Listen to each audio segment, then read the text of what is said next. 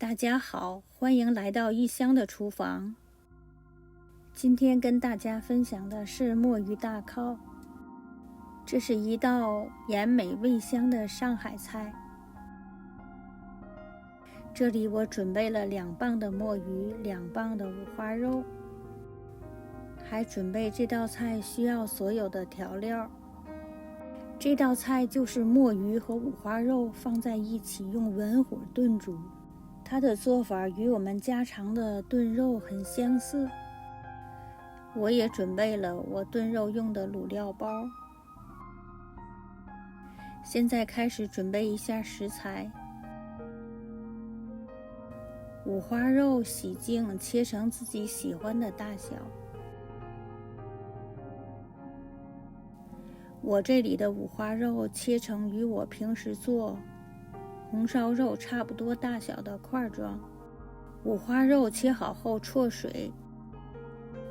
现在将墨鱼整理清洗一下，清洗后控水备用。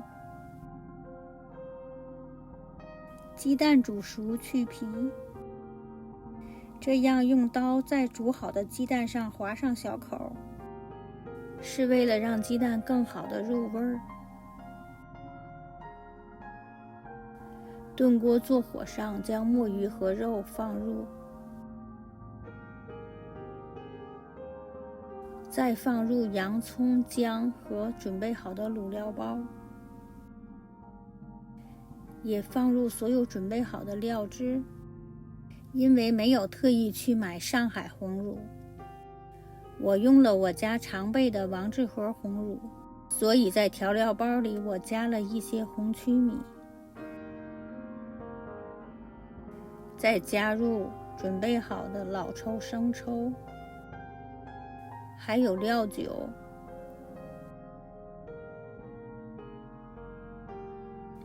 再加入清水，清水差不多和墨鱼肉持平就可以了。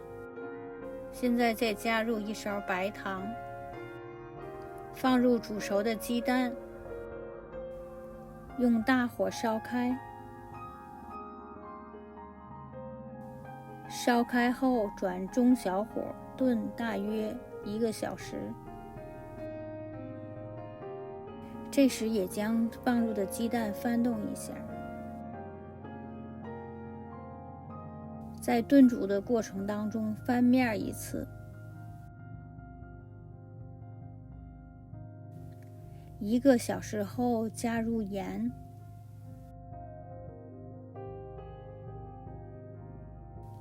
再次将墨鱼翻面，继续炖30分钟。